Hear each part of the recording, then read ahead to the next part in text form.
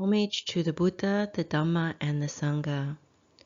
Today we'll be looking at the Buddha's teaching on the 5 subjects we must frequently contemplate. What we'll cover in this session is mainly looking at the sutta where the Buddha gives his teaching, which is the Abhiṇhapaccavekkhitabbaṭhāna Sutta, and it's in the Anguttara Nikāya or Numerical Discourses, which is in chapter 5, discourse number 57. So we'll briefly look at the overview and the architecture of this sutta. Then we'll look at some of the important intersecting or supporting suttas for this same teaching.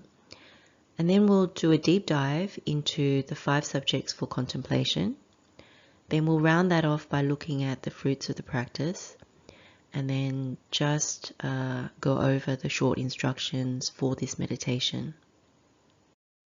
Let's begin with the introduction to the Abhiṇhapaccavekkhitabbaṭhāna Sutta. Usually it's good to start with the architecture for the sutta. So it's basically in 4 parts. The first part is really a summary of the 5 contemplations, followed by a second part, which is looking at the purpose of these 5 contemplations. Then thirdly, there's the fruits of the practice. And then finally, Buddha gives a verse to round off his teaching. As usual, it's good to look at an English translation for the title of this sutta. In this case, it's Abhiṇhapaccavekkhitabbaṭhāna. So usually there are a number of ways of translating this. The first one is conditions for continuous review. Secondly, themes for habitual consideration. Subjects for frequent contemplation or reflection. Then you have states for regular review. And then lastly, causes for repeated deliberation. So the theme here is really that these are conditions or subjects or states or themes that the Buddha is asking us to frequently recollect or frequently contemplate or continuously review. So any of these are really applicable, but you get the gist of where the Buddha is coming from. These are 5 subjects that the Buddha emphasizes as important to continually investigate and contemplate. So what are the 5 contemplations, or what are the 5 subjects to contemplate? The first one is, I am subject to old age, I am not exempt from old age. The second is, I am subject to illness, I am not exempt from illness.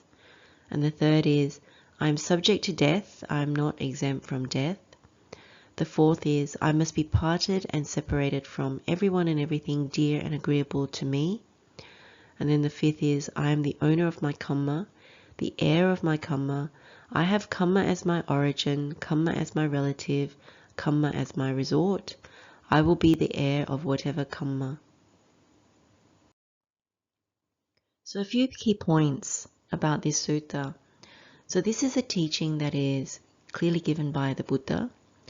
And in this teaching, he emphasizes that it should be contemplated, or should be often contemplated, by women, men, householders, or ones who have gone forth. So essentially the Buddha is saying that these are contemplations for everyone. And he goes on to say that whoever frequently contemplates will generate the path. So in Pali that's Maggo Sanjayati. And the path that the Buddha means is the Noble Eightfold Path. So it's based on right view. And what's evident when you start cultivating and frequently cultivating these contemplations is that right view is cultivated. It's at the forefront because Buddha is correcting any wrong view or views. Now, the Buddha then goes on again to say that if one practices this and cultivates it, so asevati, or develops it, which is bhavati, and frequently practices it, which is bahulikaroti, then the Buddha says that the fetters are entirely abandoned. So these are the sanyojanas. And he also goes on to say that the underlying tendencies, or the anusayas, are also uprooted. So it's clearly a very important teaching. because the fetters and the underlying tendencies get abandoned and uprooted. So this is not a practice that is to be taken lightly, but something that really is key to the path. When we look at a teaching of the Buddha or the Noble Arahants, it's always good to look at intersecting or supporting suttas to see that there's some confidence that we can gain from the depth of the Buddha's teachings that support, other aspects that he teaches. And we do find many important suttas, particularly even the first teaching of the Buddha, that actually emphasizes the similar thing. And throughout this session, we'll look at some of those different teachings as a way of both understanding what the Buddha is emphasizing, but also as a way of gaining confidence and support for what we're trying to learn right here. So we have a bit of a list of suttas that intersect and support this Abhiṇhapaccavekkhitabbaṭhāna Sutta. And some of them we've covered before, like the Vatthupama Sutta and the Chulakamma Vibhanga Sutta and Dukkhatā Vipaka Sutta. But there are a whole lot of other suttas that we haven't specifically been through, but lend their support towards this sutta, or even give us a little bit more information that helps us to actually contemplate a little better. And so we will look at some of these as we go along. But if we don't cover them today, it's useful to make a note and then to read up as a bit of rounding off this study, rounding off this session, because a lot of them are actually quite pointed and penetrative in terms of understanding each of the 5 subjects for contemplation. So it's an encouragement really that the Buddha has spoken about these topics in different ways, and same for the Noble Arahants. Before we deep dive into the 5 subjects for frequent contemplation, it's good to lay a bit of foundation or groundwork before we get into those subjects. And there are many suttas that are actually very important and give quite a sense for where the Buddha is coming from. The first of these is the first teaching of the Buddha, which is the Dhammacakkappavattana Sutta, which is setting in motion the wheel of the Dhamma. And this is in the Samyutta Nikaya, chapter 56, so the linked discourses, and it's discourse number 11. Now, what the Buddha says that we'll draw out is really about the first noble truth of suffering. And the Buddha says, "Now, bhikkhus, this is the noble truth of suffering. Birth is suffering, aging is suffering, illness is suffering, death is suffering, union with what is displeasing is suffering, separation from what is pleasing is suffering, not to get what one wants is suffering. In brief, the 5 aggregates subject to clinging are suffering." So when you hear this section of the Dhammacakkappavattana Sutta, we recognize that 4 of the 5 subjects for frequent contemplation are actually part of the first noble truth of suffering.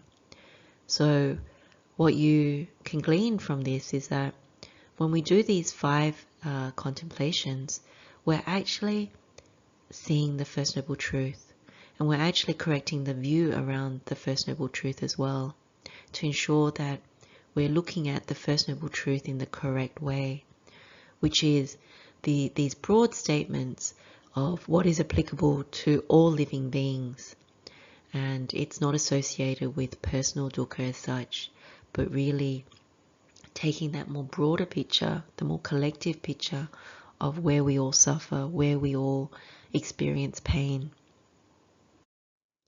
Another sutta is the Patibogga Suta, which is in the Anguttara Nikaya, chapter 4, discourse number 119, and it's the first teaching around fear. And Buddha says in this sutta, "Mendicants, there are these 4 fears." What for? The fear of rebirth, old age, sickness, and death. These are the 4 fears. So again, you find that the fears that the Buddha talks about relate to rebirth, old age, sickness, and death. So you see the intersection, particularly with the 3 about old age, sickness, and death. And this is a recurring theme throughout the Sutta Pitaka, that Buddha is always emphasizing this. And even the Buddha's awakening, if you remember, he saw 3 heavenly messengers, and they were the old age, sickness, and death. And that's what led the Buddha away from the kingly, princely life in samsara and towards the noble life, towards finding a way towards Nibbana. Now, when you also read this sutta, you recognize that Buddha uses fear and suffering in the same vein. So you hear often Dukkhabhayatena, which means that fear is also the same as dukkha, and rightly so, that when you're fearful, you actually suffer, and the suffering comes in the form of how we misapprehend, how we are concerned about certain aspects of samsara. We also have another sutta called the Dukkhatā Sutta, which is about painful states. And this is another way that Buddha categorizes dukkha. And often when we look at particularly greed, hatred, and delusion, lobha, dosa, moha, we usually find this categorization of dukkha. That firstly you have dukkha dukkhata, which is painfulness due to pain. Then sankhara dukkha, which is painfulness due to construction. And then we have painfulness due to change, which is vipranama dukkha. And it's another way of looking at dukkha. And these 5 subjects for frequent contemplation also can be categorized accordingly. And when we go into those subjects individually, we'll look at this again. We also have the Patiborga Suta, which is in the Anguttara Nikāya chapter 4, discourse 182. And this is about guarantees or security. Patiborga is usually translated as something that, as security or guarantee for something. And the Buddha says here, there are 4 things that no one can guarantee, not an ascetic, not a Brahmin, not a god, a Mara or a Brahma or anyone in the world. And what are these 4? No one can guarantee that someone liable to old age will not grow old. No one can guarantee that someone liable to sickness will not get sick. No one can guarantee that someone liable to death will not die. And no one can guarantee that the bad deeds done in past lives, corrupted, leading to future lives, hurtful, resulting in suffering and future rebirth, old age and death, will not produce their result. So here we have another support for 4 of the 5 contemplations. And that is that we have no security from these things, and so it's very important to walk the Buddha's path. We also have the Pariyesana Sutta, which is about searching. And this is in the Anguttara Nikāya chapter 4, discourse 255. And this one's quite interesting because Buddha talks about ignoble searches and then noble searches. And I think this may resonate for most of us, that someone who's liable to old age searches only for what grows old. Someone liable for sickness searches only for what gets sick. Someone liable to death searches only for what dies or is death-bound. Someone whose nature is defiled searches only for what is defiled. These are the 4 ignoble searches. In contrast, you have the 4 noble searches, and this is someone is liable to grow old, but knowing the drawback in what grows old, searches for the unaging supreme sanctuary, extinguishment. Same for someone who's liable to get sick, someone who's liable to die, and then someone whose nature is defiled. That you look at the drawback, you look at the opposite. And so instead of searching for the things that grow old, get sick, and what dies, or what is defiled, instead of those things, you actually search for something that isn't. And what the Buddha's teaching is really saying is that Nibbana is the only thing that doesn't grow old. Nibbana is the thing that doesn't get sick. Nibbana is the thing that doesn't die. So that's why it's the deathless.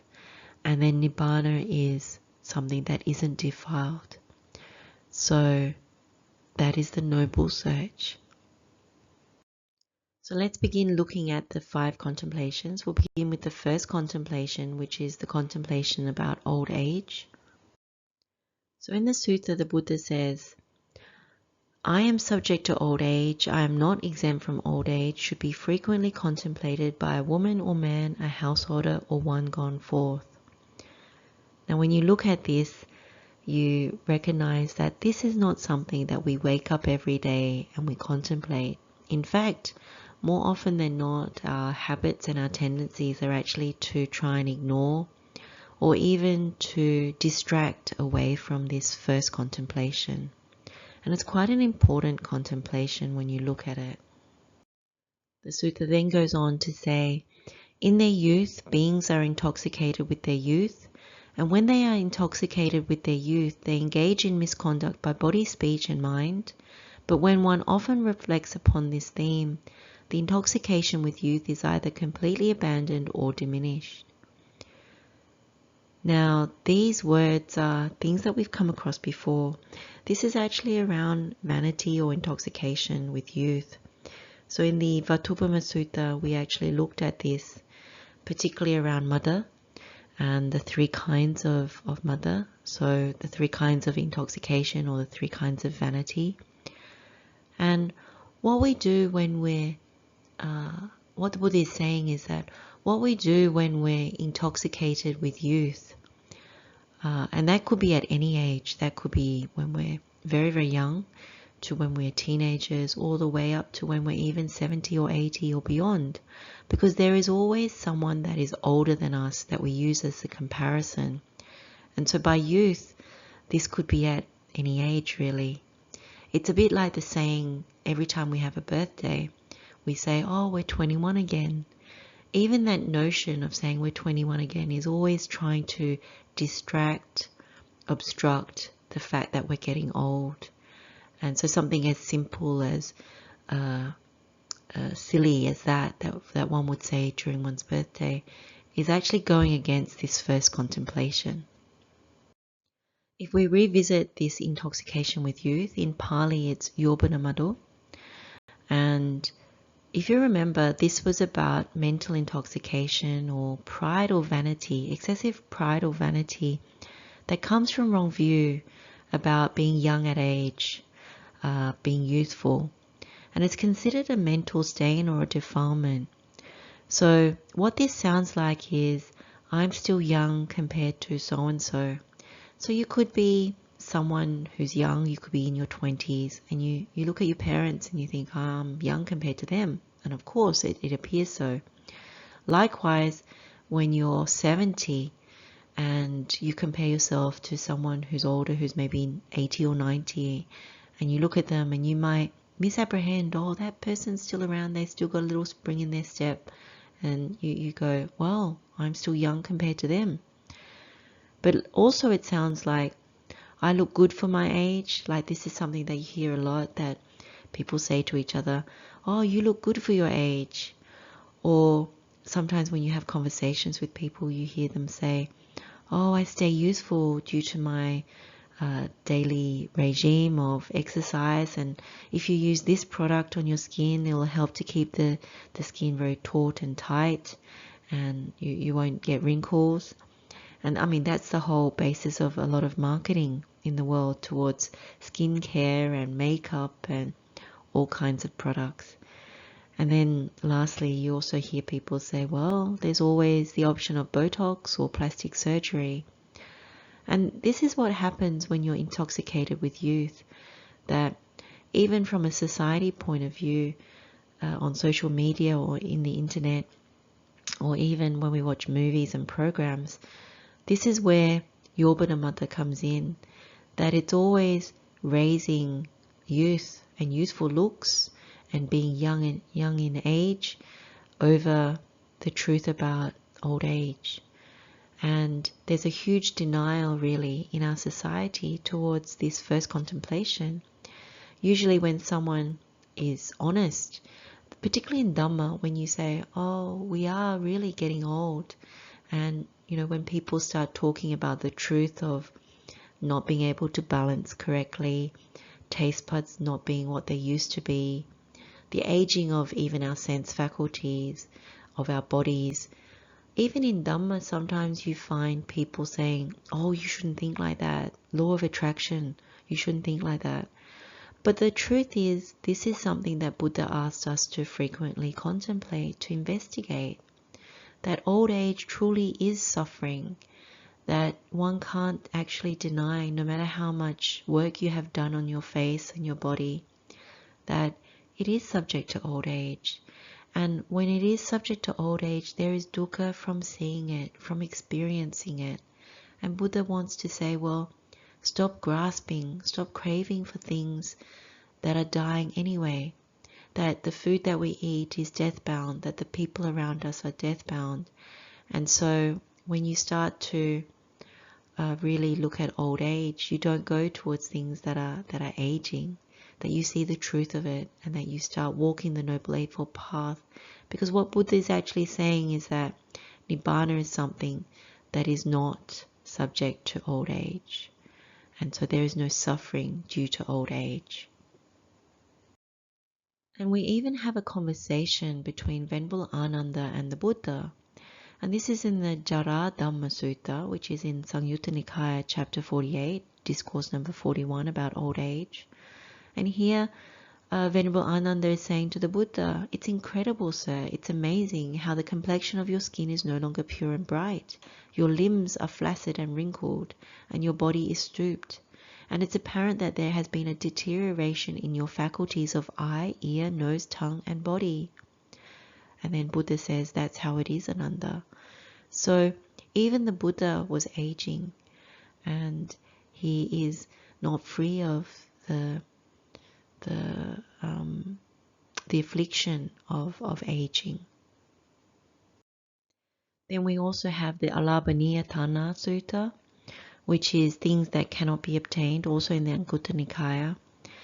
And this runs very closely to the sutta that we're looking at today, because Buddha talks about an uninstructed worldling versus an instructed worldling in this sutta. But when he refers to the uninstructed worldling, the words that Buddha uses is actually quite piercing. So what the Buddha says is that for an uninstructed worldling, what is subject to old age grows old. And when this happens, this uninstructed worldling does not reflect, I am not the only one for whom what is subject to old age grows old.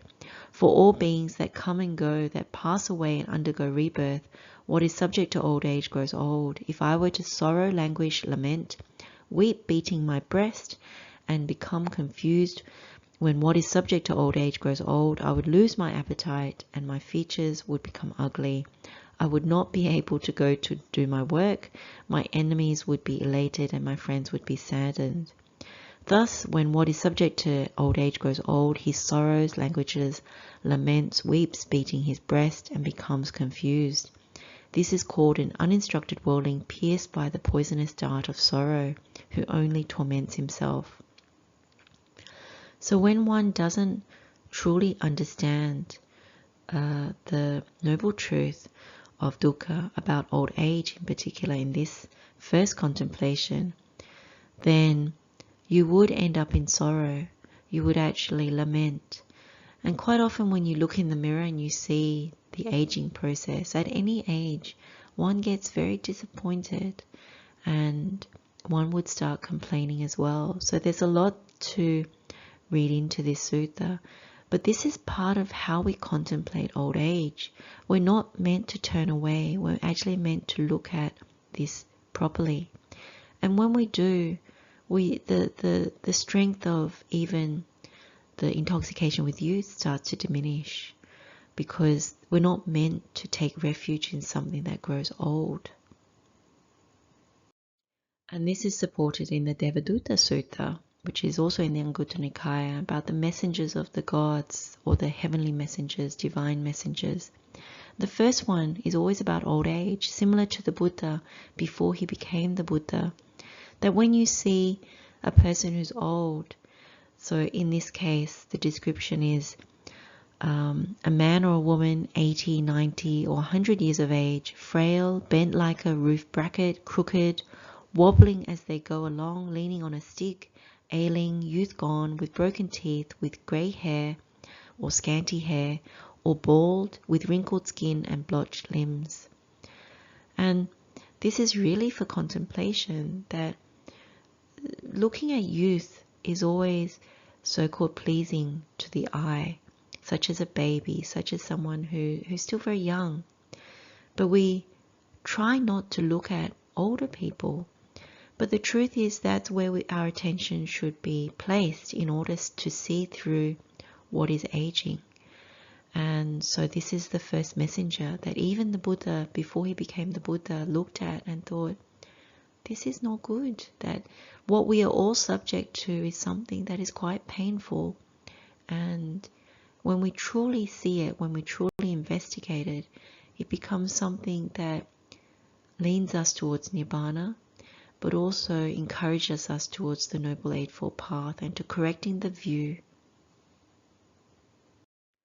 When we go with the defilement of Yobana being intoxicated with youth, what that leads us to is to misconduct through body, speech and mind, because there's a sense of negligence, abandonment that comes where you misapprehend and you think that life is good. You know, when one is youthful, you do anything, it doesn't really matter.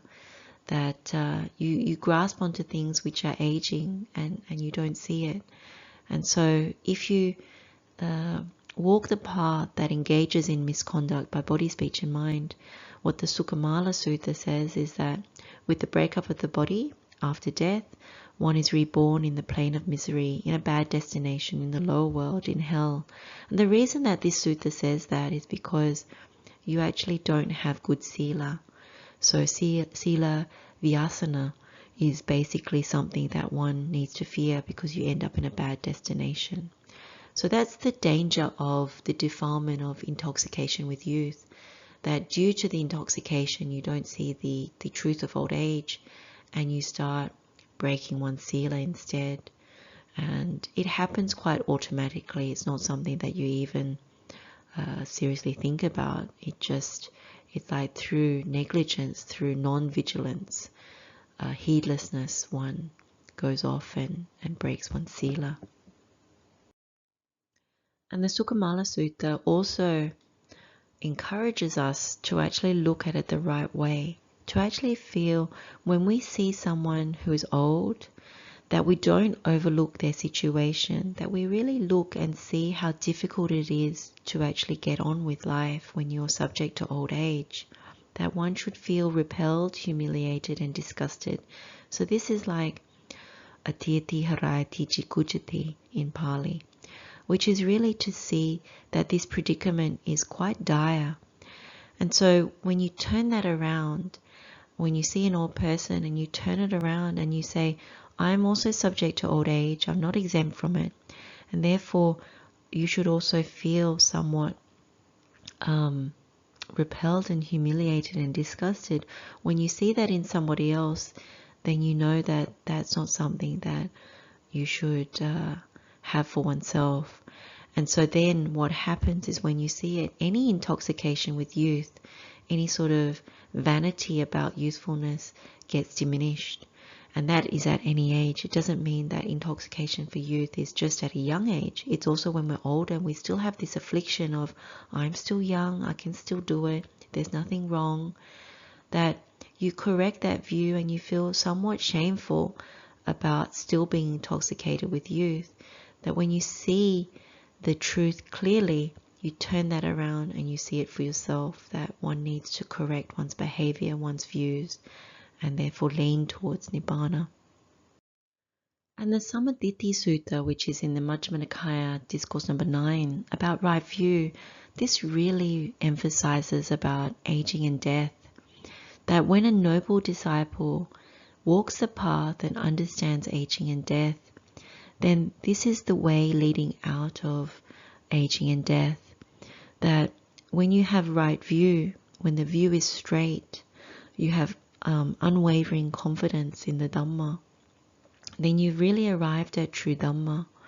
And this is something that should be investigated, particularly this part of the Sammādiṭṭhi Sutta, that when you really see aging of beings, like the various ways that we age, that the teeth being broken, the greyness of the hair, the wrinkling of the skin, the decline of life, the weakness of the faculties, then you really understand aging, that there's no refuge in these bodies that are aging and subject to constant old age.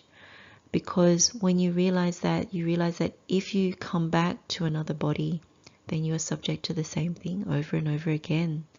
And so the right view is saying, not out of morbidity, not out of depression or sorrow do you practice looking at old age. You are actually practicing it out of trying to shine the light, trying to see through that if we still have craving towards even youth, then we will want to be born again. When we are born again, we are still subject to aging. So we never overcome it if we come back into samsara. And so this is the truth that we're trying to penetrate when we look at this first contemplation. Now we can look at the second contemplation, which is about illness. The Buddha says, I am subject to illness, I am not exempt from illness, should be frequently contemplated by a woman or a man, a householder or one gone forth. And it goes on to say, in a state of health, beings are intoxicated with their health. And when they are intoxicated with their health, they engage in misconduct by body, speech and mind. But when one often reflects upon this theme, the intoxication with health is either completely abandoned or diminished. So again, this is one of the vanities or intoxicants where mada, in terms of arogya mada, we are intoxicated with health. And this blinds us to looking at sickness correctly, that we are all subject to sickness. So if you remember from the Vatthupama Sutta, we looked at arogya mada, and we said that this was about mental intoxication or excessive pride or vanity that comes from the wrong view around health. And it's considered a defilement or a mental stain. So what this sounds like is, I rarely get sick, and if I do, I usually bounce back very quickly. Or another way of what it sounds like is, if I take these vitamins, or if I take this medicine, or if I keep this kind of diet, or if I take the vaccine, I'll be healthy. And even when we get sick, what it sounds like is we can beat this. We can knock it out of the park. We can remove the disease. And then sometimes when we hear of people getting sick, we still have this amazement. Like we say, I can't believe so-and-so got cancer or some kind of illness. It won't happen to me. Or thank goodness it's not me. So these are all the ways that it comes out, that health is seen in a particular way. And most of the time, again, we try and deflect, we try and fix, we try and control. Rather than actually acknowledging that these bodies are always subject to sickness, that at one time or another they are subject to sickness. That is the problem that we find with these bodies, and it happens to animals, it happens to all other kinds of living beings, that sickness is something that is truth, that does actually happen, but we often try and not see it. And again, it's a divine messenger. This was the second divine messenger. So likewise to the Devadutta Sutta, it's a messenger from the gods, that when you see someone who is sick, who is afflicted, who is gravely ill, that they could be lying in their own urine and excrement, that they need someone to lift them up and others to put them down when they're actually sick, that this is similar to the Buddha when he saw this same thing, that it helped him to actually see that the worldly things are not going to bring any solace, any refuge, anything that will prevent illness. And so he developed the path towards Nibbana. And the same for us, that if we actually see it correctly, then we can take encouragement and inspiration from seeing it in the correct way. And so again, if we look at the Sukhamala Sutta, if we remain intoxicated with health, so this arogya mada, if we're still intoxicated and have this vanity about health, then we will become negligent that we will become heedless towards the truth of becoming ill, that will engage in life in a way that is heedless, and so this leads to misconduct in body, speech and mind. What we would rather do is actually to see the truth, to remove and abandon this intoxication with health. Because if we do that, then we're more likely to see that it's important to have good conduct, to not create any of the supporting means to want to crave to come back to another mother's womb, to another body, and therefore release ourselves from this predicament. But if we follow the line of intoxication with health, misconduct, then we end up again in a bad destination with the breakup of the body. So the Buddha's encouragement, even in the Sukhamala Sutta, is really to see it correctly, that when you see someone who is ill, to feel, when you actually experience the repulsion, the humiliation, the disgust, when you see someone who's gravely ill, then to also turn that around and point it back at oneself, that we are subject to exactly the same thing. Maybe not exactly, but we're subject to similar things when it comes to illness. And therefore, out of seeing it correctly, that it's not appropriate to have intoxication with health because there's no refuge there. And in that way, you can abandon it completely, this arogya mada. And so the final sutta that is quite useful to look in this second contemplation is the Māgaṇḍiya Sutta. And it's in Majjhima Nikaya chapter or discourse number 75. And this is a conversation that the Buddha had with Māgaṇḍiya about, particularly about health. But the Buddha referred to this stanza that was, or this saying that was given by one of the earlier Buddhas. And this is something that has been misapprehended, because in this utterance, what was said is, the greatest of all gains is health. Nibbana is the greatest bliss. The Eightfold Path is the best of paths, for it leads to safety, to the deathless. And the Buddha goes on to say, now it has gradually become current among ordinary people, this particular saying that the greatest of all gains is health. And although this body, Māgaṇḍiya, is a disease, a tumor, a dart, a calamity, and an affliction, referring to this body you say, this is that health, Master Gautama, this is that Nibbana. You do not have that noble vision, Māgaṇḍiya, by means of which you might not know health and see Nibbana. Now, what happens today is that this previous utterance of one of the Buddhas, that the greatest of all gains is health, that particular one statement has been misapprehended, that's been taken in isolation. And so most of the time people quote the Buddha or one of the Buddhas saying that, the greatest gain is health.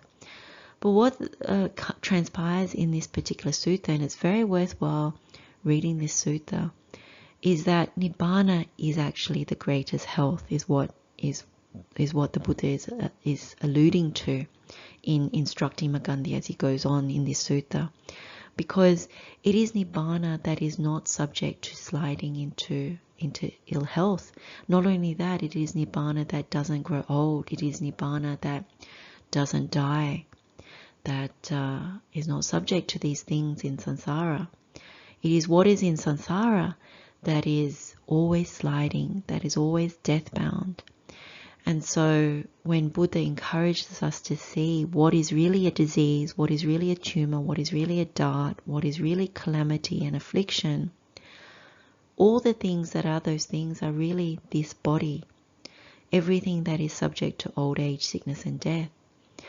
And so when we talk about the greatest of health, what is really true is that Nibbana is the greatest of all health.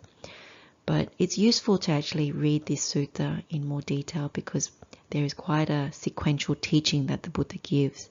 But I've included this so we understand that everything else in the world, whether it is our bodies, another person's body, our pets, they are all subject to sickness and all subject to old age, all subject to death. And so there's no refuge. There's nothing there that can make us supremely happy. If anything, we are subject to dukkha when we experience these things or we see it in others. And so again, if you read this sutta correctly, you recognize that Nibbana is the greatest gain of good health, really. We now come to the third contemplation, which is about death. So we'll look at this contemplation. The sutta says, I am subject to death, I am not exempt from death, should be frequently contemplated by a woman or man, a householder or one gone forth.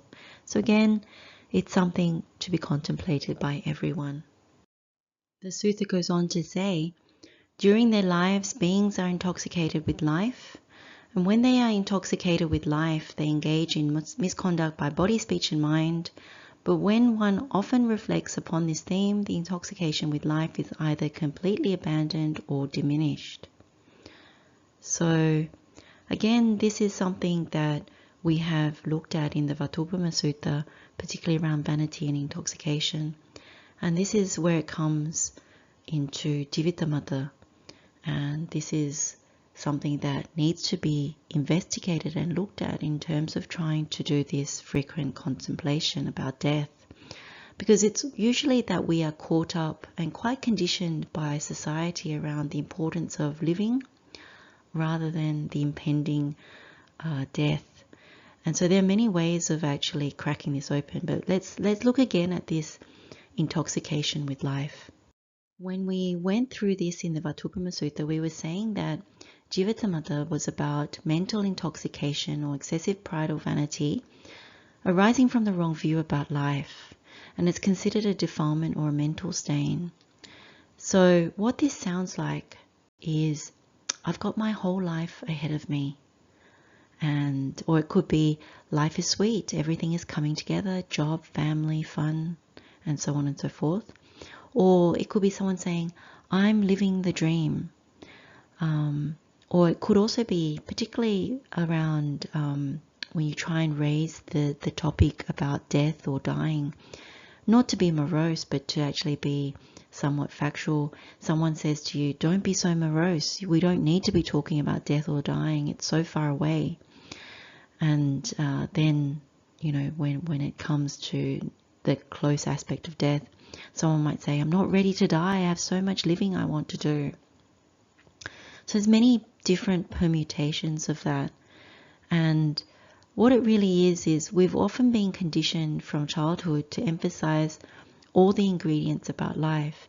So when we're young, it's about studying and getting ahead and getting some sort of qualifications, whether it's a manual training of skill, but or it could be higher education or something like that. And then it's about getting a job. And then after getting a job, or sometime at the same time, it could be about, getting married and having a family. And so there's a particular convention that everyone is expected to follow. And it differs a little bit according to culture and race and those sorts of things. But generally speaking, we are told that being intoxicated with life, being all about our lives, is tantamount to having a good life and to being successful in life. But one thing that is very much frowned upon, set aside, not really allowed to look at, is about death and dying. That what do they say? They say, what do we know for certain is death and taxes. So nobody really wants to talk about taxes, and nobody really wants to talk about death. And even when death is right at the door, right, like when you have a loved one or a friend or a colleague who has passed away, everything is closed. We don't get to see, generally, get to see the body. Maybe in Asian societies we do, but in Western developed societies it's often covered up. We don't get to see the body. It's all very neatly done. And even in the kind of ritual of death, there's always the celebration of life. Even during the ritual of death, like even during a funeral, it's always about celebrating life, what this person did and who they were. And it's not to diminish these rituals in any sort of way. I mean, they do exist and we honor them. But it's really to understand that when we raise life, we are diminishing death. But death is the one that Buddha asks us to contemplate, and for a very good reason, because when there is birth, there is death. And when we don't find the path out of samsara, then we are always prone to birth and death, birth and death, birth and death. And so there's extreme dukkha that we experience through that. Most people, when they look at and start to examine death, people often get quite depressed because they've never been asked to look at it before. And so when someone gets sick and then dies, or if there's a sudden death, people become quite shocked and then get very, very sad. But when you start frequently contemplating death, not as a subject to be morose about, but to see the true thing that we are all subject to, then you start to develop an understanding about samsara, which is what the Buddha is trying to help us to see.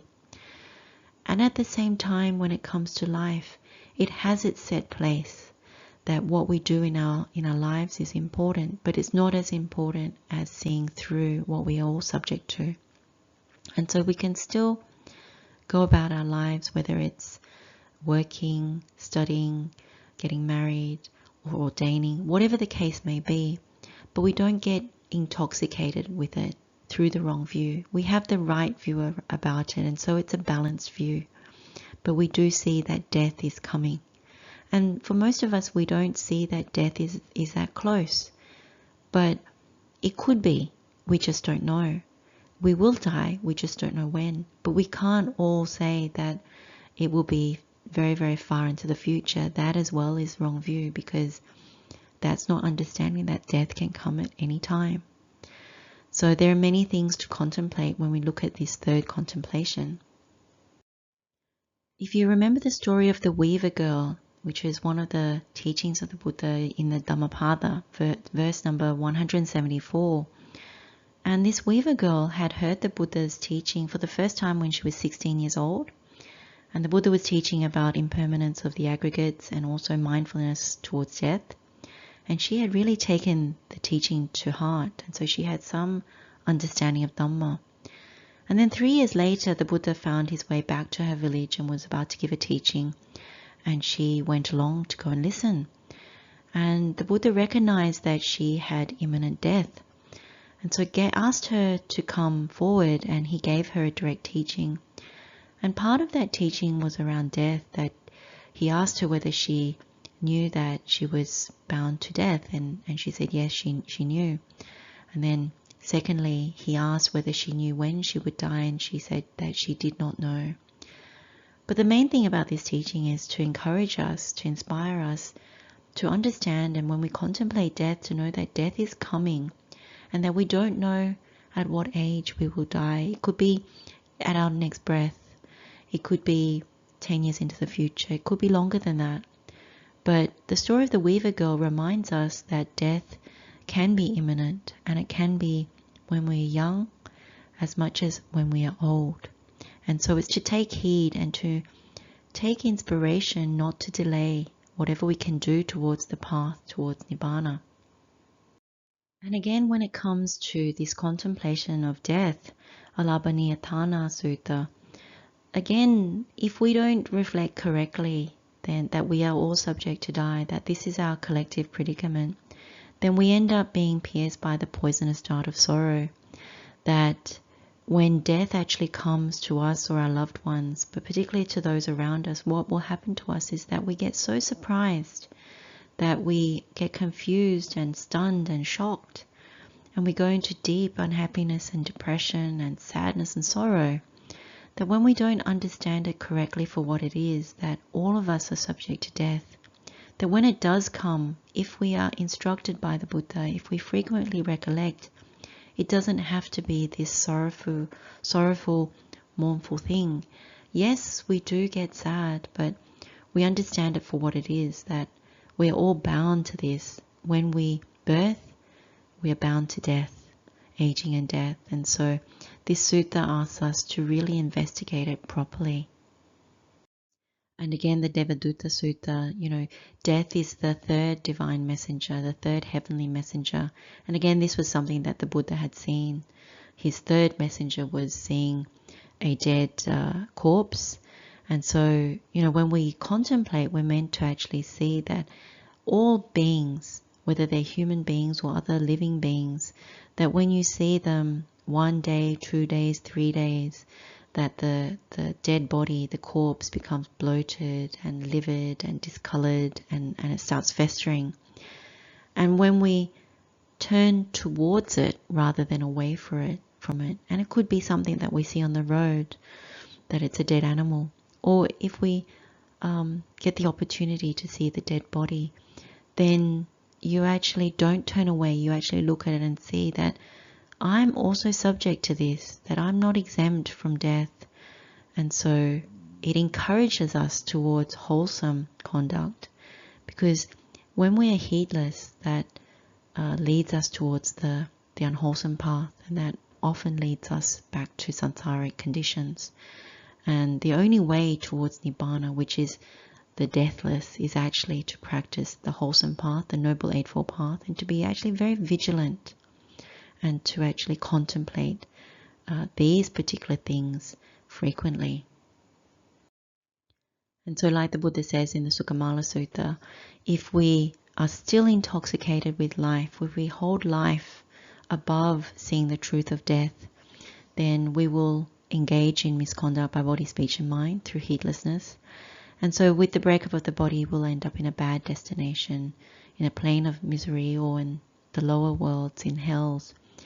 So Buddha's encouragement is not to become intoxicated with life, to actually see moral conduct, to see the development of virtue, the development of the mind, the development of wisdom as something that is tantamount to freeing ourselves from samsara, and to free ourselves from a bad destination, and not to get so intoxicated, not to go with the stream.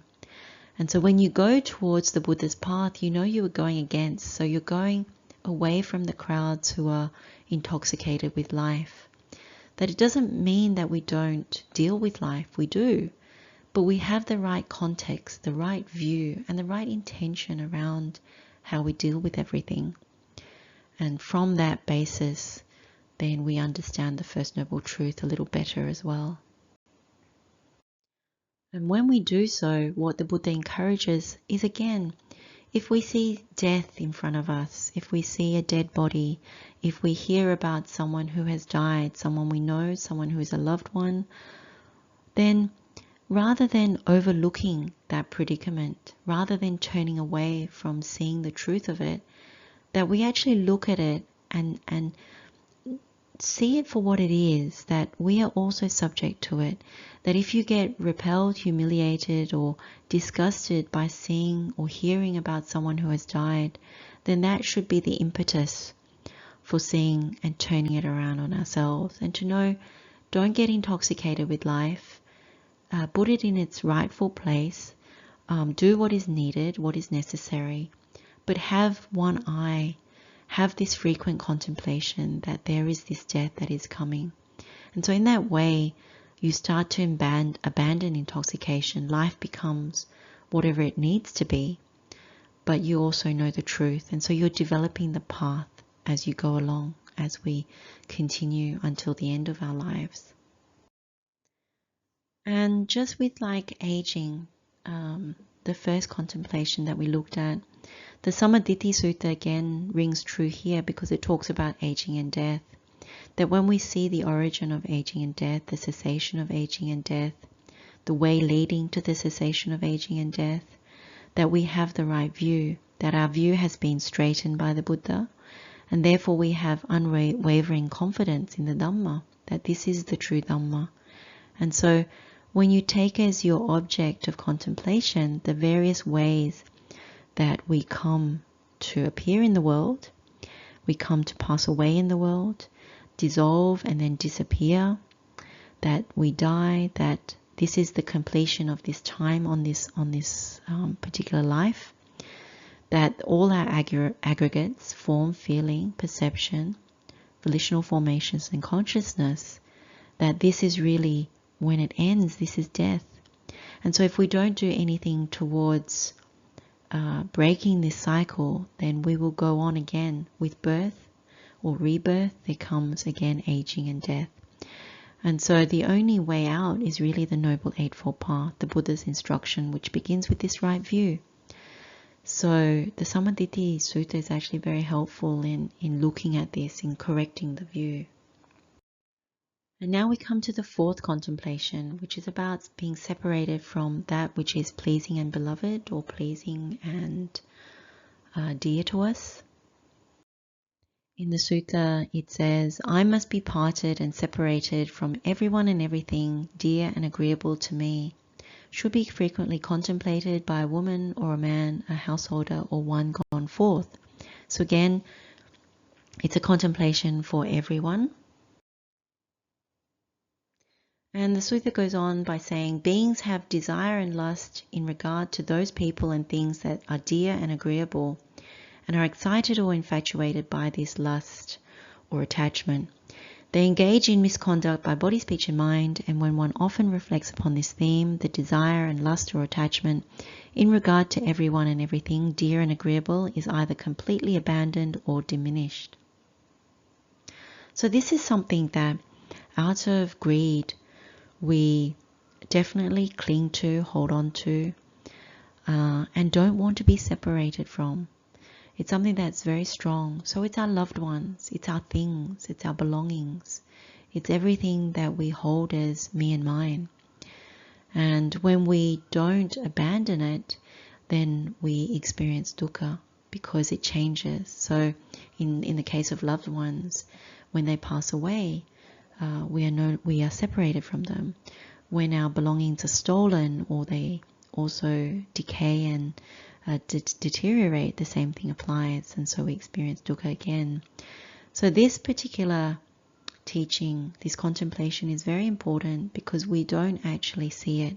We often try and fix it, control our conditions, use any means by which to not be separated from what is me and mine, what we find agreeable and pleasing or beloved.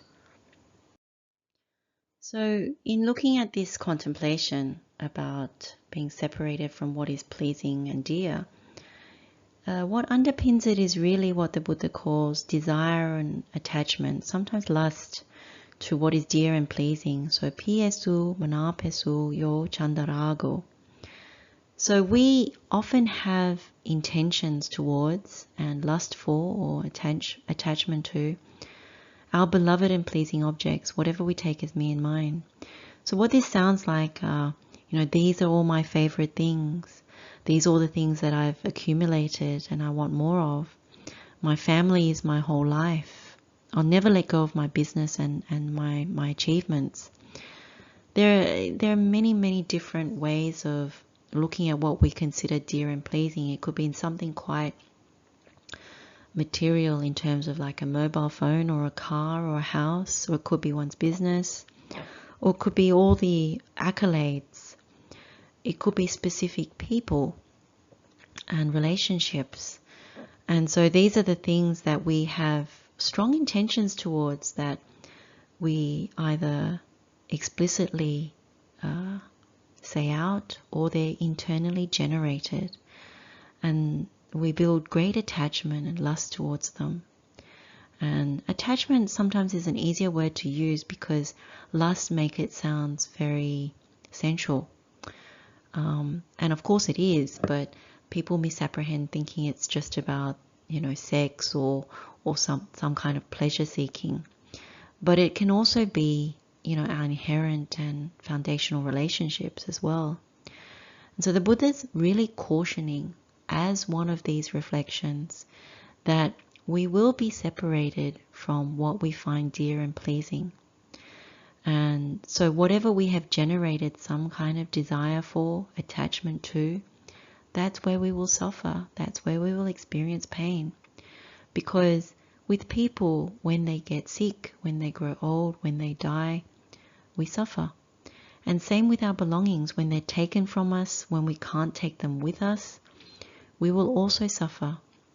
That when we die, if we're strongly attached to our business, strongly attached to our home, we find it very hard to leave it, even in death. And so that's something to really understand, that there's this desperation, despair that can come.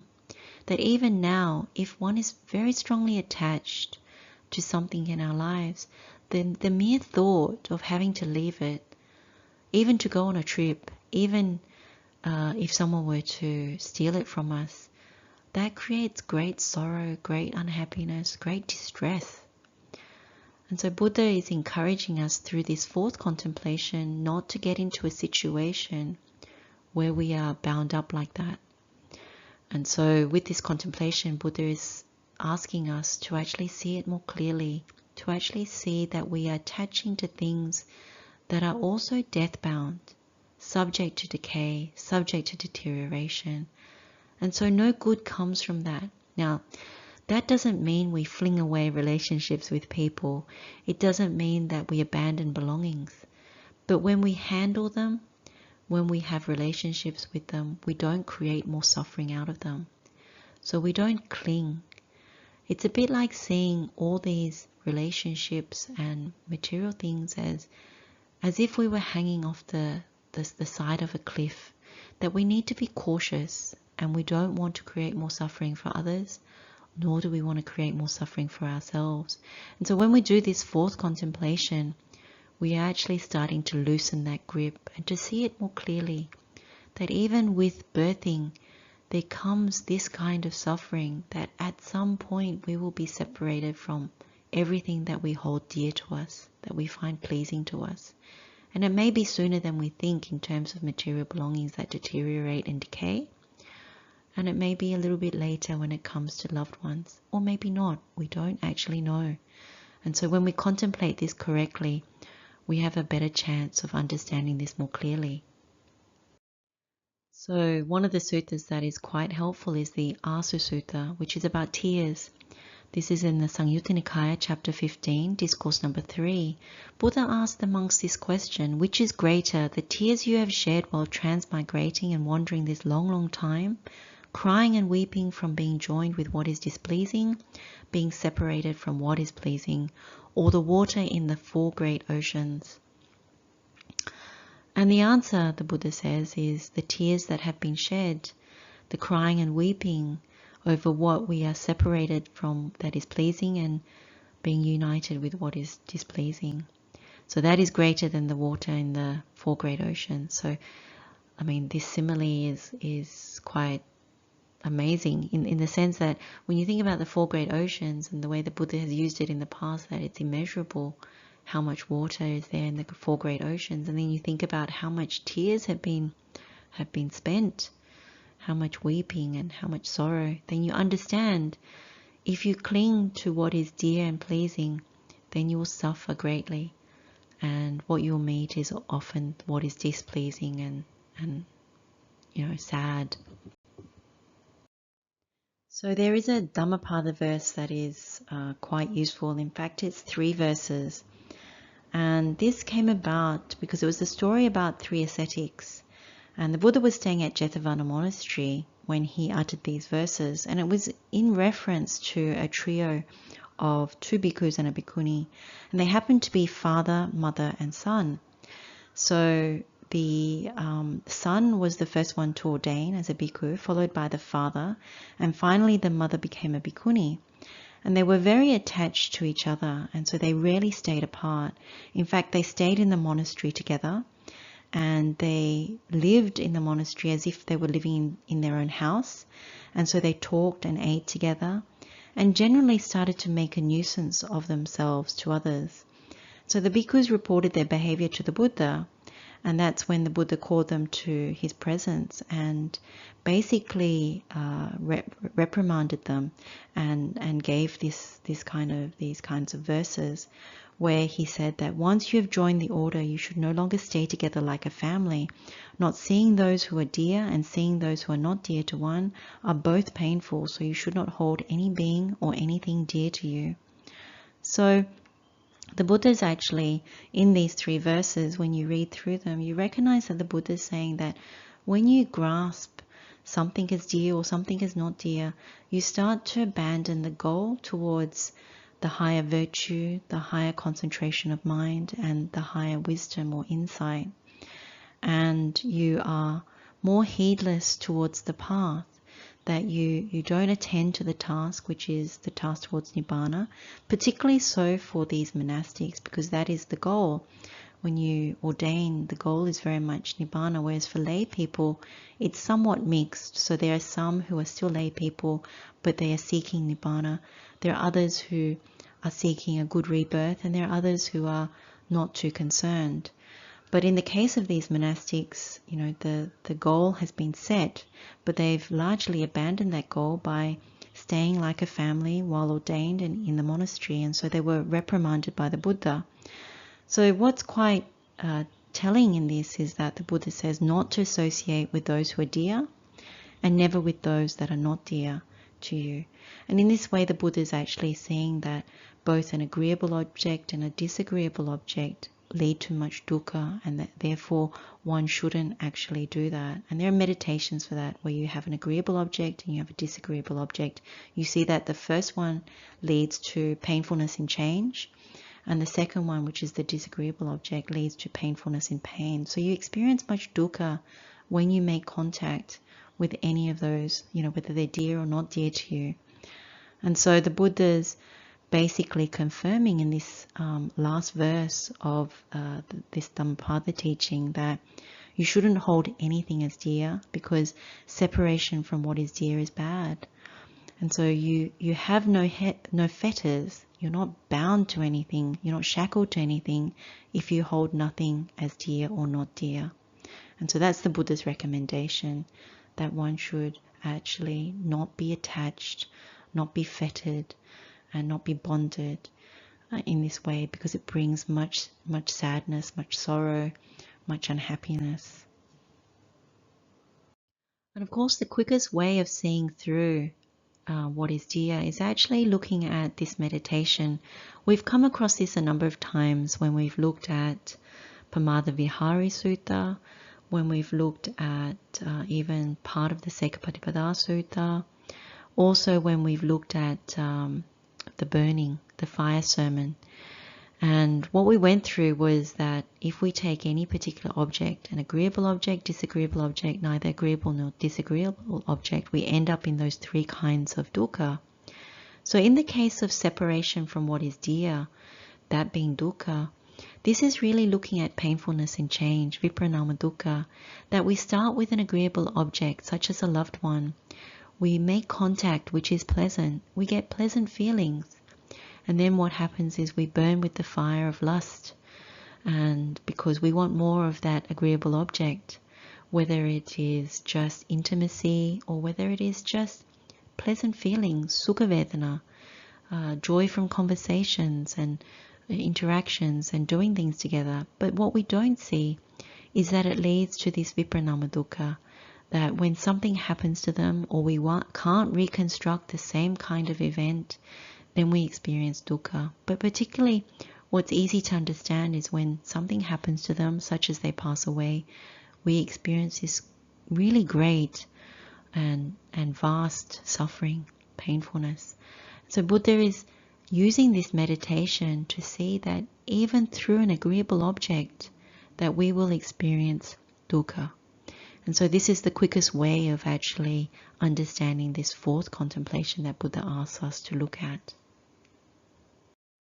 And lastly, we come to the fifth contemplation, which is the contemplation about kamma. So the Buddha says, I am the owner of my kamma, heir of my kamma. I have kamma as my origin, kamma as my relative, kamma as my resort. I will be the heir of whatever kamma, good or bad, that I do should be frequently contemplated by a woman or a man, a householder or one gone forth. So this is a contemplation for everyone. And really the Buddha, in terms of kamma, is talking about actions. So we are the owner of our actions, the heir of our actions. They are our origin. So we are born of our previous kamma, and the kamma is, or the actions are our relatives, and they're also as our resort. And so we are heir to whatever actions we do, good or bad. And so this is something that the Buddha is encouraging to frequently contemplate and investigate. So the sutta goes on to say people engage in misconduct by body, speech and mind, and when one often reflects upon this theme, such misconduct is either completely abandoned or diminished. So the Buddha is emphasizing in this fifth contemplation about karma, that when we birth, we are actually birthed of our past karma. The karma we do now has an impact on present and on future.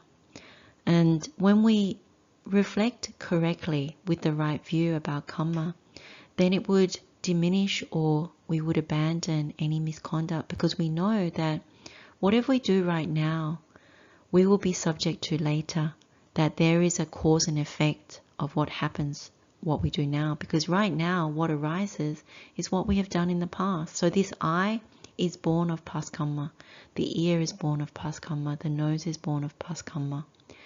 So knowing that, and knowing that this birth is subject to dukkha, that there is aging, sickness and death, separation from what is dear and beloved, united with what is displeasing and not dear, and that we will not get what we want, that as a result of that, we understand that karma is very important, that if we don't reflect wisely and we don't act accordingly, through the insight that we gain from reflecting wisely, then we will be subject to more of the same.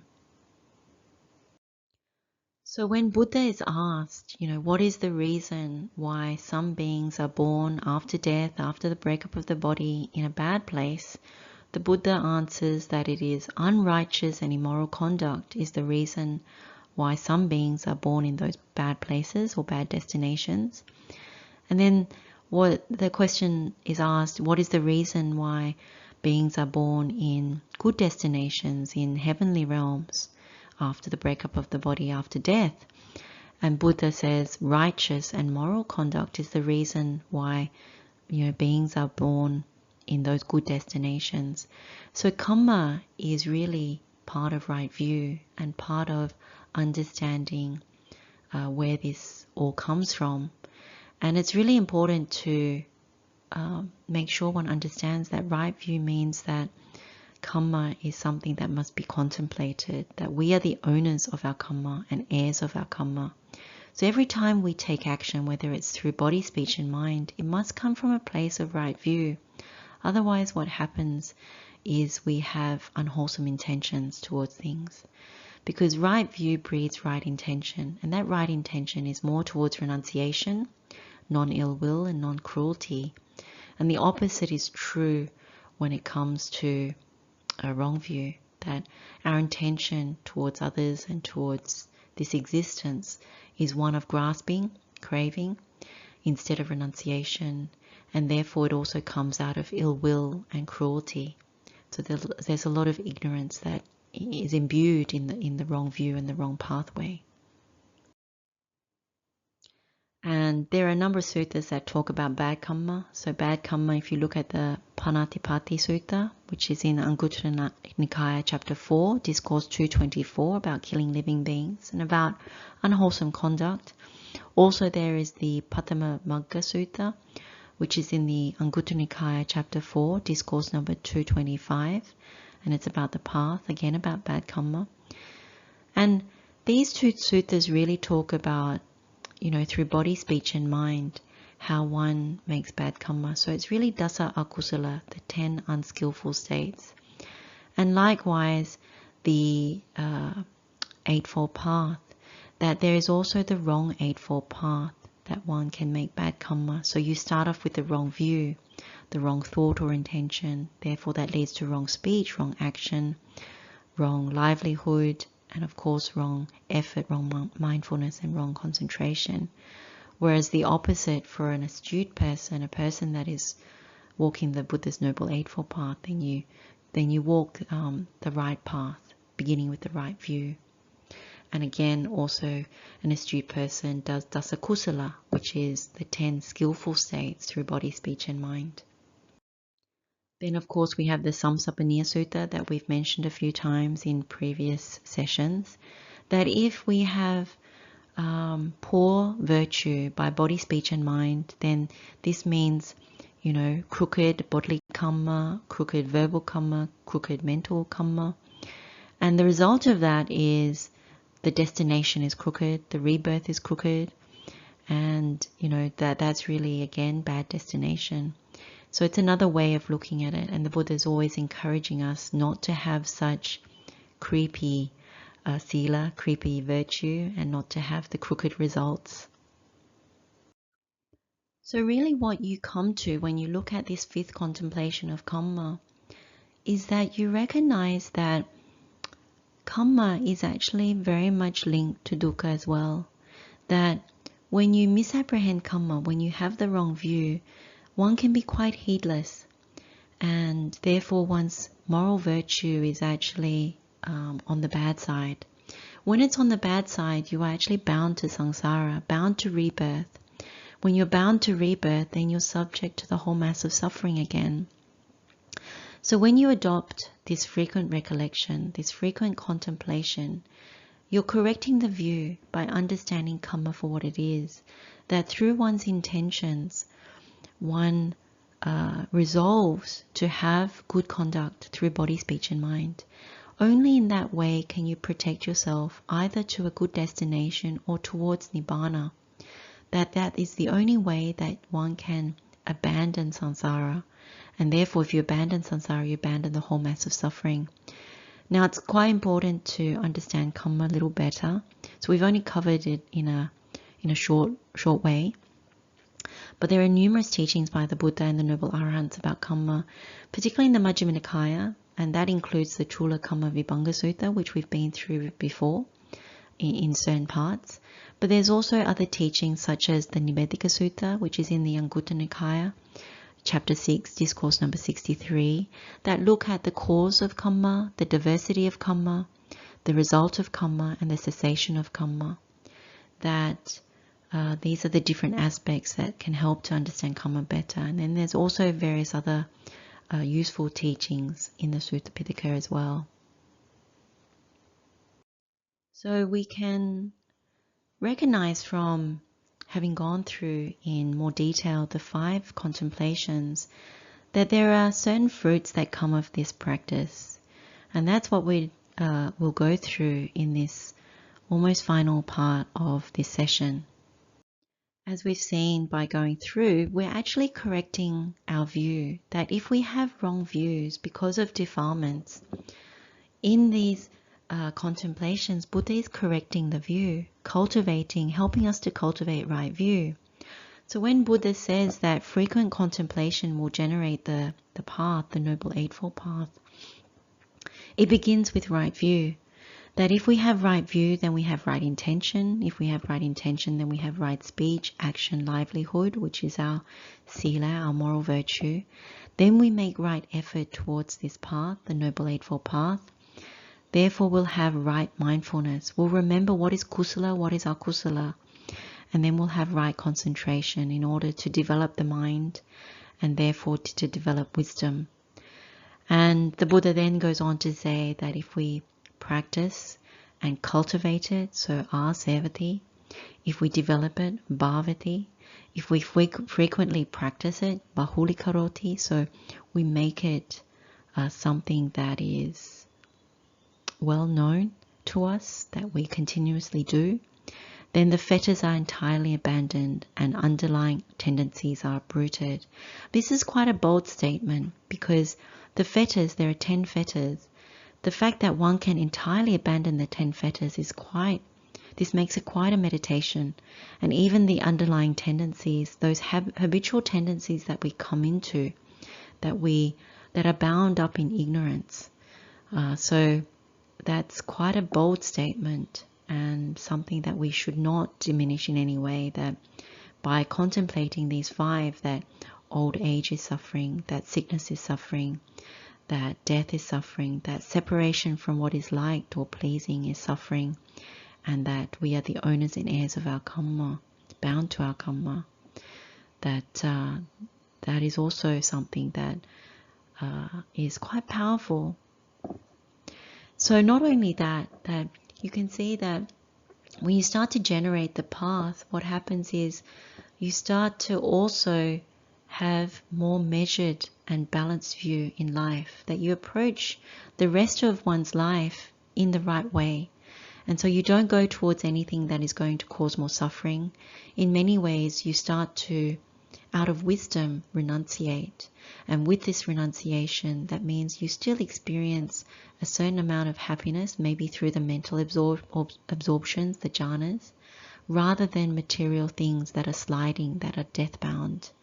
And so in this way, the rest of the life can be somewhat peaceful, rather than prone to deep rounds of unhappiness and depression and those sorts of different shades of suffering. So in the Abhiṇhapaccavekkhitabbaṭhāna Sutta, the Buddha closes the teaching with a few final verses, so we'll go through that briefly. When the Buddha completed his teaching about the 5 contemplations, he ended with these final verses, and it basically goes, worldlings subject to illness, old age and death are disgusted by other people who exist in accordance with their nature. If I were to become disgusted with beings who have such a nature, that would not be proper for me, since I too have the same nature. While I was dwelling thus, having known the state without acquisitions, I overcame all intoxications, intoxication with health, with youth and with life. Having seen security in renunciation, zeal then arose in me as I clearly saw Nibbana. Now I am incapable of indulging in sensual pleasures, relying on the spiritual life, never will I turn back. So the Buddha here is basically affirming that we are subject to old age, sickness and death. And when we view with disgust or repulsion or even avoidance, seeing the nature of other people, that we should understand and acknowledge that we have this in ourselves. And when we are able to see that, then it's possible for us to actually overcome certain things. And this is actually seeing the First Noble Truth, that we get closer to really understanding why the dukkha is really a noble truth, not just any kind of suffering, any kind of dukkha. So the Buddha then goes on about the acquisitions, that having known the state without acquisitions. Now acquisitions in Pali is upadhi, and there are actually 4 kinds of upadhi. If you go to the Vatthupama Sutta, it actually talks about upadhi. And the 4 are khandha upadhi, which is the acquisitions due to our aggregates. Abhisankara upadhi, which is our volitional formations which are based around greed, hatred and delusion. Kiles upadhi, which are all the kinds of defilements that we acquire. And then lastly, karma guna upadhi, which is around the strings of sensuality that we acquire and attach to those things. So when you are without such acquisitions, Buddha says that you can overcome the intoxicants, the intoxication with health, the intoxication with youth, and the intoxication with life. And then you see security and renunciation. So really what Buddha means by that in a complete sense is that when you're absent of all these acquisitions, when you are actually seeing that Nibbana is that of the best health, because it doesn't slide, that the greatest thing that is absent of old age is also Nibbana, that you no longer birth to experience old age, that you abandon this intoxication with youth. And then what people don't realize with the intoxication of life is how much dukkha it actually brings, not just the dukkha of death, but if you're really honest and you look at life, you see so much dukkha that is experienced through studies, through work, through relationships, through financial situations, through grasping for power and status and respect and fame and all kinds of things like that. That when you really see through that, then you know that Nibbana, or what you have experienced as close to Nibbana, is really more secure than all of these things. And so renunciation comes when you actually start to glimpse this truth. So in the Buddha's case, zeal arose as the Buddha clearly saw Nibbana. Now we're not there yet, but we get glimpses through our meditations that point us in the direction of Nibbana. Whereas the Buddha actually clearly saw Nibbana, and so he has that liberation. And so in the case of the Buddha, he can declare that he's incapable of indulging in sensual pleasures, and he relies on the spiritual life and will never turn back. In our case, we are inspired and encouraged, and we develop the virtue, develop the concentrations, and develop the insight or knowledge and the wisdom. And only in this way, when we follow the Buddha's teachings, do we actually start to begin to feel like we will never turn back. And that is heartening to the practice. And so when we go together, this is what we're seeking to do, that although we have not seen Nibbana clearly, and we haven't been able to abandon sensual pleasures, but each of us in our own way is starting to glimpse that, starting to experience that.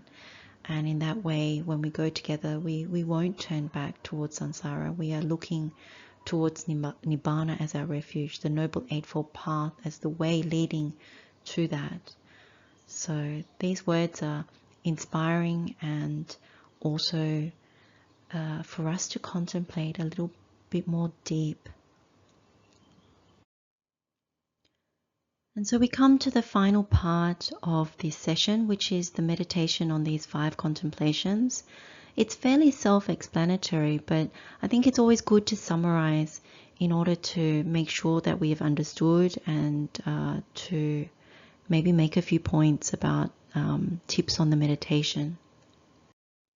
So with these meditation instructions, we've been through a lot in this session, and some of them will resonate more than other bits for some of us. So each person, when you've listened to the different parts on the contemplations, there may have been 1 or 2 things that really strike you, that have penetrated. Use those ones in your meditation for each of the steps.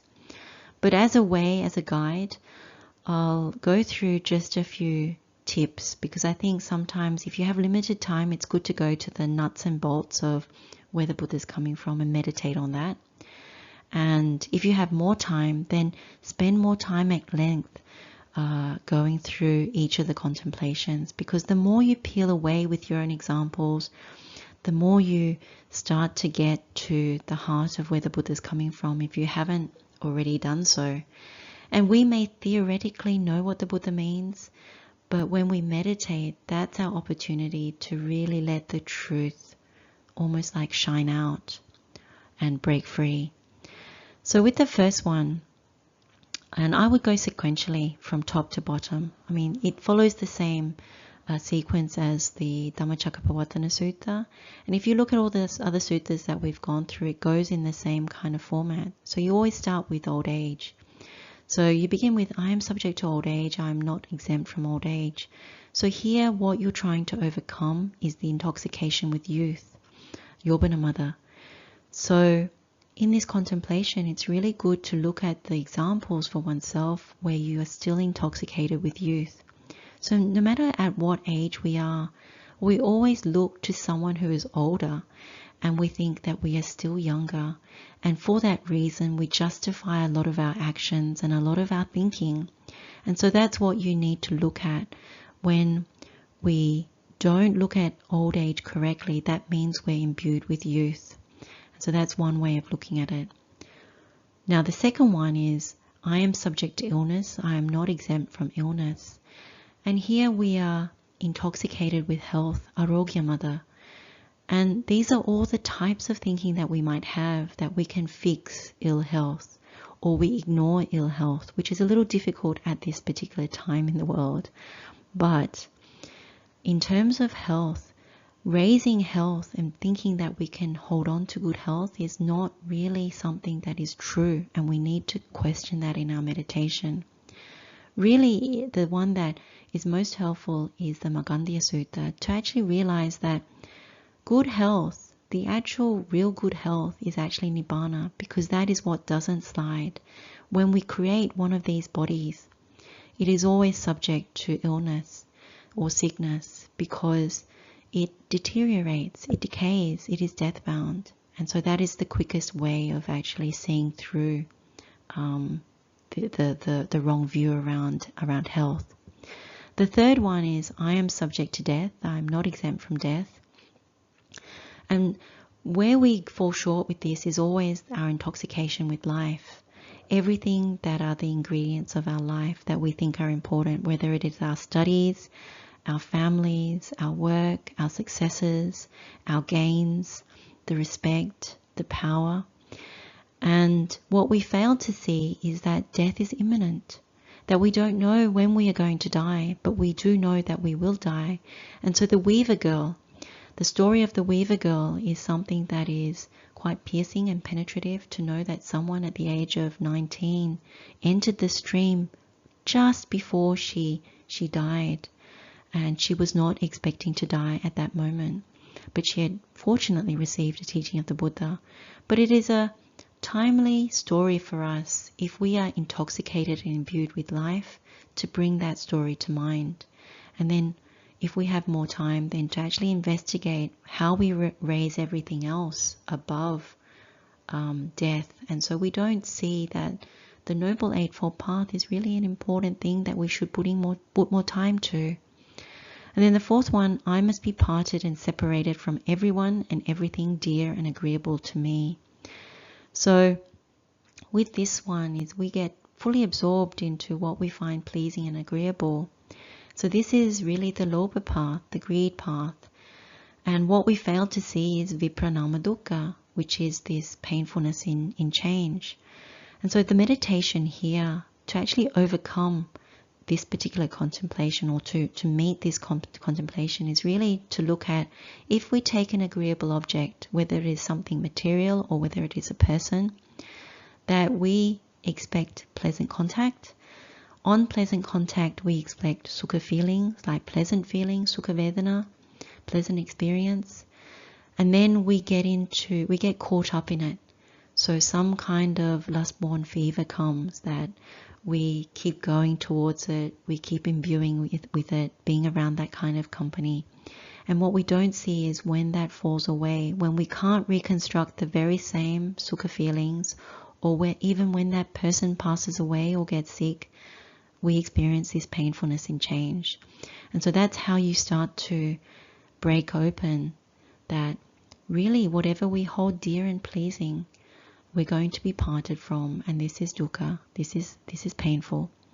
And then the last recollection or contemplation is, I am the owner of my karma, the heir of my karma. I have karma as my origin, karma as my relative, karma as my resort. I will be the heir of whatever karma.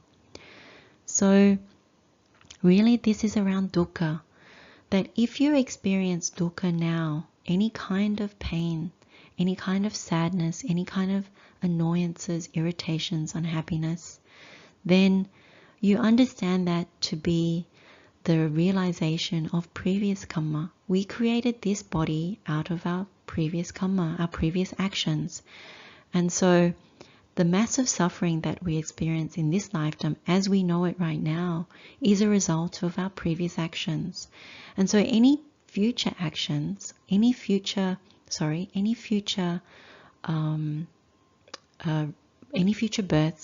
and any future suffering is a result of our past and current actions. And so one needs to contemplate dukkha from that perspective, that the dukkha that we are experiencing now is a result of our previous actions, our previous karma. And so if we birth another body, if we still crave anything that we see as not sliding, which we misapprehend all the time, that if we do so, then we will create another birth. If we create another birth, then that is due to the actions right now and those that are from before. And when that happens, then we are subject to the whole mass of suffering again. And so this reflection, this fifth reflection, is quite a deep one to correct our view. In fact, all five are correcting our view, not to misapprehend what we have created with this body, that with the creation of this body, we are subject to these different kinds of pain, Viparinama dukkha, painfulness in change. Dukkha dukkata, painfulness in pain. Painfulness in pain is pretty much when you meet old age, you meet sickness, you meet death. And then, and so it goes. And then you have also sankhara dukkha, which is the painfulness of construction. So whatever we construct is subject to pain as well. So that's the meditation instructions. When you do this, you expect to see the truth. When you see the truth, you take delight that you are no longer holding on to defilements, you are no longer holding on to wrong view, and you are leaning towards nibbana. And that's where you start to generate mental absorption, that you start to concentrate the mind because you see the truth. And there should be relief from seeing these truths. If one starts to feel morose and depressed, then you're not reflecting on the Buddha's words correctly. And so you need to revisit, where are you going wrong, or ask a question. You can always ask a question if you get a little stuck. So the way to ask a question is either to email or to drop a voicemail through anchor.fm. Email is suttameditationseries@gmail.com. So this is how we meditate on these 5 subjects for frequent contemplation, and the results should be positive, should be quite wholesome.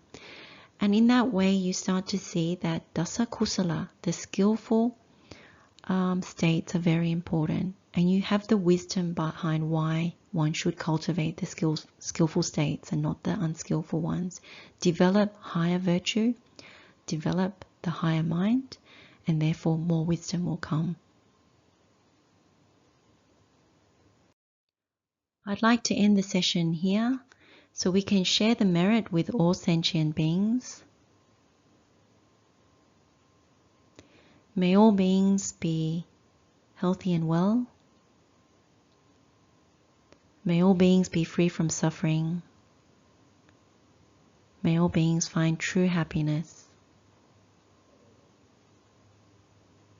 Blessings of the Triple Gem. May you all be well. Teruan Saranai.